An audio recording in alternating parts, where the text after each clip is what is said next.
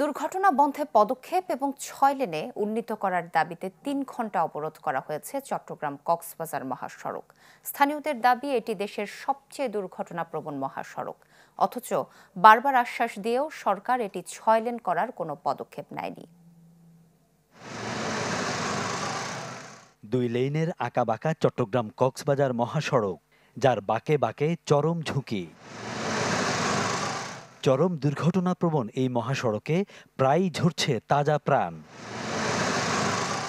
গুরুত্বপূর্ণ সড়কটিকে নিরাপদ ও ৬ লেনে উন্নীত করার দাবিতে দীর্ঘদিন ধরে আন্দোলন করে আসছে স্থানীয়রা, তবে হয়নি কাজের কাজ।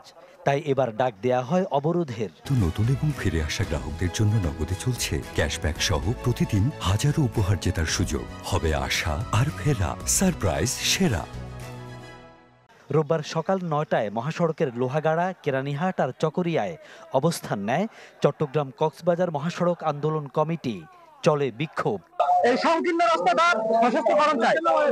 এই রাস্তাটা দিয়ে, এই সংকীর্ণ রাস্তাটা দিয়ে প্রতিটা বছরে শত শত প্রাণহানি হয়। ৬ লাইন যতক্ষণ পর্যন্ত আমরা আমাদের কাছে রোড ম্যাপ আসবে না, ততক্ষণ পর্যন্ত আমাদের যে জায়গা, যে প্রস্তাব দিয়েছে, সেই সাবমিট করেছে রিপোর্ট, সেই রিপোর্ট যতক্ষণ পর্যন্ত অ্যাকসেপ্ট করবে না, ততক্ষণ পর্যন্ত আমাদের নতুন কর্মসূচি কঠোর থেকে কঠোরতম আন্দোলনের দিকে আমরা যাবো।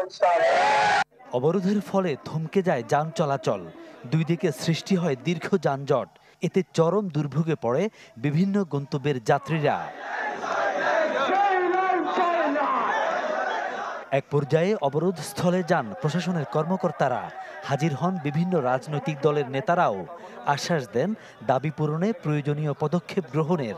বিকেল ৪টা পর্যন্ত কর্মসূচি চলার কথা থাকলেও দুপুর ১২টার দিকে সড়ক ছেড়ে দেয় আন্দোলনকারীরা। শুরু হয় যান চলাচল।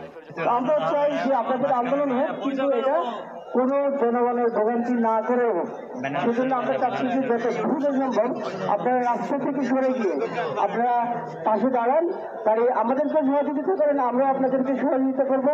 কেউ এটার বিপক্ষে কোনো প্রচারণাতে নেই।